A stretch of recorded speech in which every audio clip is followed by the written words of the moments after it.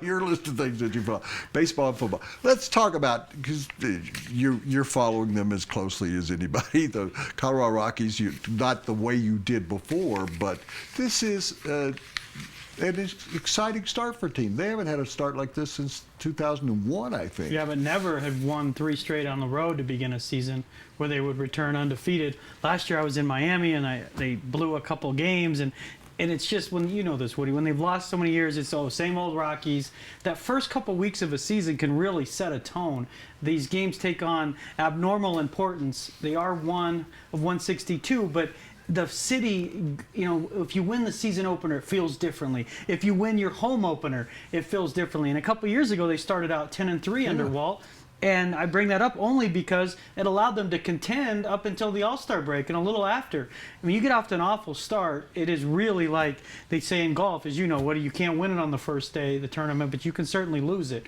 So April for the Rockies is a big time to make some ground, and they don't get affected by the home road yet.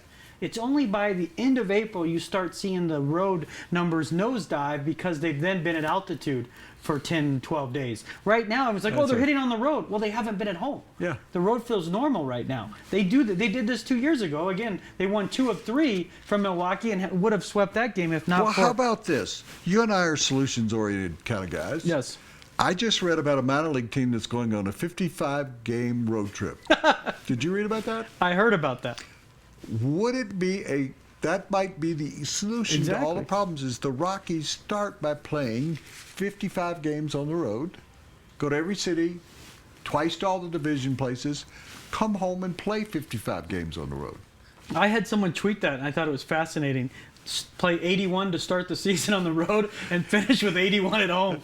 That's not realistic. But that is a team that would solve the altitude problem. And it's crazy as that sounds, I would be interested if they could do it where they went 15 or 20 on the road and 15 or 20 at home, just to have that in front of us as a scientific experiment. Because the humidors helped, but the humidor, while creating some normalcy at Coors Field, has not done anything to improve their home road splits. It's gotten worse, frankly. Part of that's the lack of talent. But would it matter if you played chunks on the road and chunks at home? I do believe it would. It's not probably reasonable, because the ownership would then be forced with getting a bunch of games in a row, and then if your team's bad, as we saw with the Nuggets, you start losing as part of an 81-game homestand. You might get hurt on the back end of that, where those last 20 have 5,000 people And if there. they won 81 games, we'd really see a big headline that said sweep.